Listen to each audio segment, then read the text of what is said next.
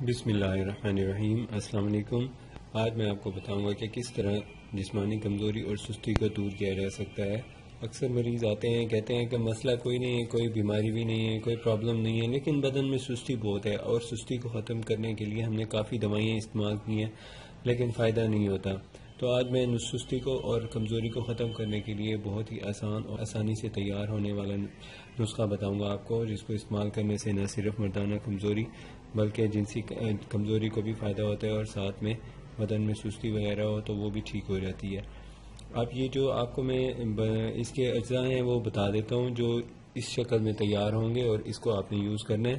تو اس سے پہلے آپ کو یہ بتا دوں کہ جو بھی اگر مریض ہوتے ہیں کسی بھی نسخے کا فائدہ اٹھانا چاہیں تو اس کے دوا کے شافی کرشمہ دیکھنا چاہتے ہیں تو اس کا سب سے پہلا فرض پرہیز ہے۔ جو بیمار پرہیز نہیں کر سکتے ان کا کسی معالج کی طرف رجوع کرنا ہی فضول ہوتا ہے، کیونکہ مجرب سے مجرب نسخے اور شرطیہ سے شرطی علاج ان کے لیے بیکار ہیں۔ فرض کرو ایک شخص کھانسی میں مبتلا ہے، حکمہ تمہیں احتیاط کرنی ہے کھٹی چیزوں سے، اور وہ چوری چھپے اچار، چٹنیاں اور چٹپٹی مسالہ دار ملغن غذائیں، چکنے چپڑے پراٹھے اگر استعمال کرتا ہے تو پھر اس کو صحت تو نہیں ہوگی، اس کو کسی قسم کی دوائی کا فائدہ نہیں ہوگا۔ تو آپ احتیاط پوری کریں، مطلب آپ کو پتہ ہوتا ہے کہ کون سے اس کے ریزنز ہیں جس کی وجہ سے آپ کو سستی ہے۔ اگر نیند کی کمی کی وجہ سے آپ کو پرابلم ہے تو نیند اپنی پوری لیں، اور اگر کوئی اور مسئلہ ہے جس کی وجہ سے مثلا اعتدال میں نہیں، بے راہ روی کی وجہ سے ہے، یعنی زیادہ کثرت جنسی افعال کی وجہ سے، یا آپ کو کثرت مباشرت یا ہم بستری کی وجہ سے ہے ایسا، یا منی کی کمزوری کی وجہ سے ہے، تو اس کو بھی ساتھ ساتھ کیئر کرنے کی کوشش کریں۔